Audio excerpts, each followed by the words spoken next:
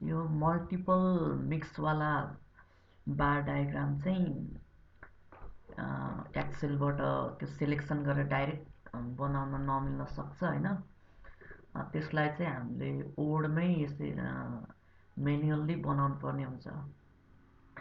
अब फर्स्टमा चाहिँ त्यो मल्टिपल मिक्सवाला खालको चाहिँ बार डायग्राम बनाउन चाहिँ अब वर्ड फाइलमा जाने। अब त्यस पछाडि अनि इन्सर्टमा चाहिँ जाने।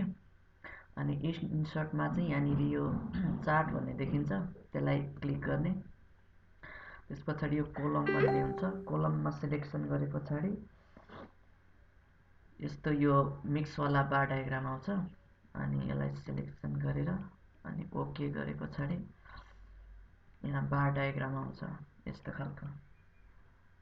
अनि त्यस पछाडि चाहिँ यो तिनवटा बार हामीलाई प्रायः चाहिँदैन होइन, चाहिन्छ भने राख्ने, चाहिँदैन भने यो सिरिज 3 भनेको यो एउटा सिरिज चाहिँ हटाइदियो भने एउटा बार हट्छ होइन।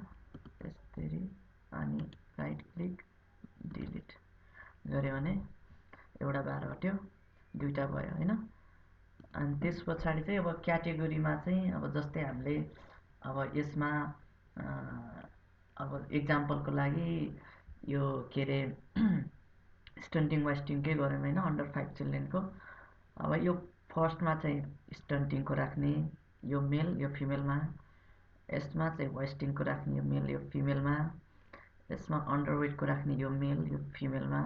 अब यो चाहिएन नि त हामीलाई फेरि, अब क्याटेगोरी 4 होइन। अब चाहिन्छ भने राख्ने, कुनै त्यस्तो केसमा चाहिँदैन भने यो क्याटेगोरी 4 लाई डिलिट गरिदिने, ठिक्क भयो होइन। अनि यसरी नै यो के अरे उमा पनि के अरे अरू क्वेसनरहरूमा जस्तै अब अब्जर्भेसनकोमा अरूहरूमा पनि मिक्स खालको छ भने यसरी नै गर्न मिल्छ। अब क्याटेगोरीमा यसमा चाहिँ अब स्टन्टिङ राख्यौँ होइन एउटामा, स्टन्टिङ, अर्कोमा वास्टिङ, अर्कोमा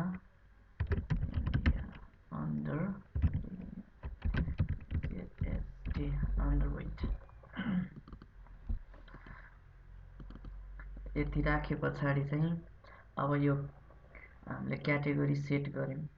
अब यो क्याटेगोरीभित्र पनि स्टन्टिङमा पनि अब मेल कति फिमेल कति भन्नलाई चाहिँ यहाँनिर राख्ने। अब यो ब्लू हामी मेल भनौँ, मेल यो चाहिँ ओरेन्ज चाहिँ फिमेल होइन।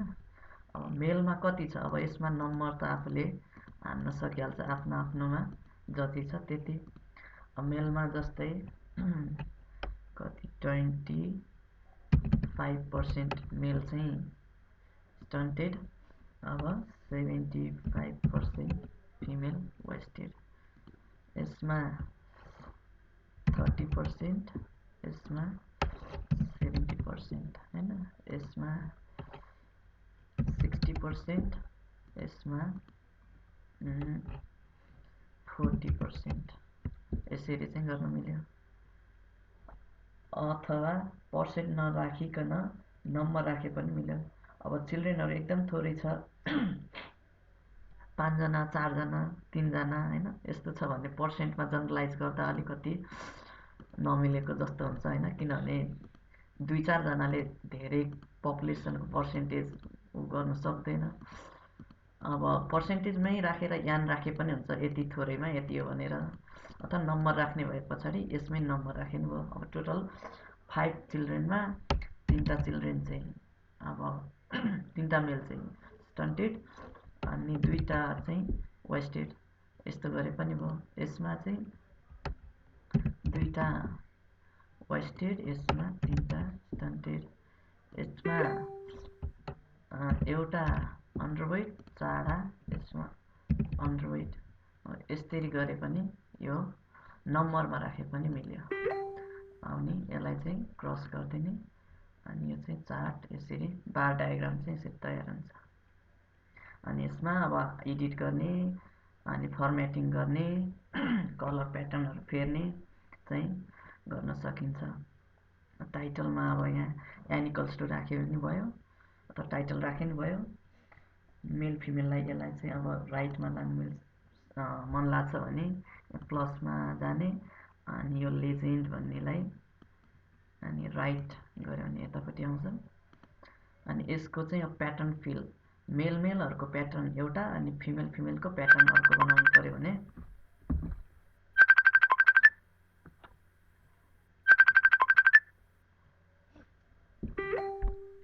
यो फिमेलको प्याटर्न अर्कै बनाउनु पऱ्यो भने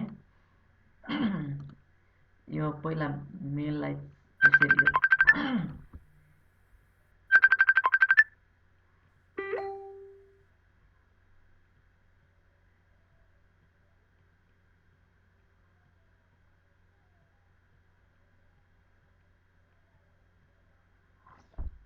अनि यो मेलको प्याटर्न पहिला चेन्ज गर्ने, यसलाई चाहिँ यो बाहिर सेलेक्ट गरेर एकैचोटि यहाँ डबल क्लिक गर्ने।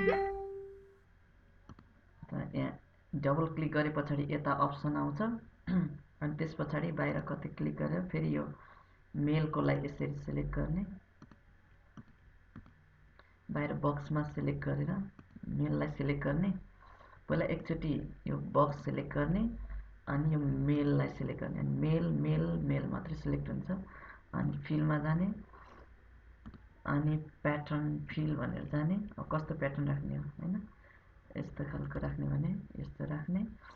अनि अब बोर्डर राख्ने छ भने बोर्डरमा जाने अनि सोलिड लाइनमा जाने अनि लाइनको कलर ब्ल्याक राख्ने। यसको सक्यो। अब फेरि अब फिमेललाई सेलेक्ट गर्ने एकचोटि। अब फिमेल सेलेक्ट भयो अनि यहाँ फिलमा अनि यो फिलमा जाने, माथिपट्टि प्याटर्न फिल भन्ने हुन्छ यहाँ। अब यो कस्तो सिलेक्सन गर्ने हो, यस्तो राखौँ होइन, यो राख्यो। यो चाहिँ फिमेलको प्याटर्न भयो। अब यसलाई बोर्डर दिनको लागि चाहिँ यहाँ जाने, सलिड लाइन बोर्डर, कलर चाहिँ ब्ल्याक, अनि यो चाहिँ प्याटर्न पनि फिल भयो यसरी। अब यसको एक्सप्लेनेसनहरू गरेर यसलाई चाहिँ इन्टरप्रिटेसन गरेर अनि राख्न सकिन्छ।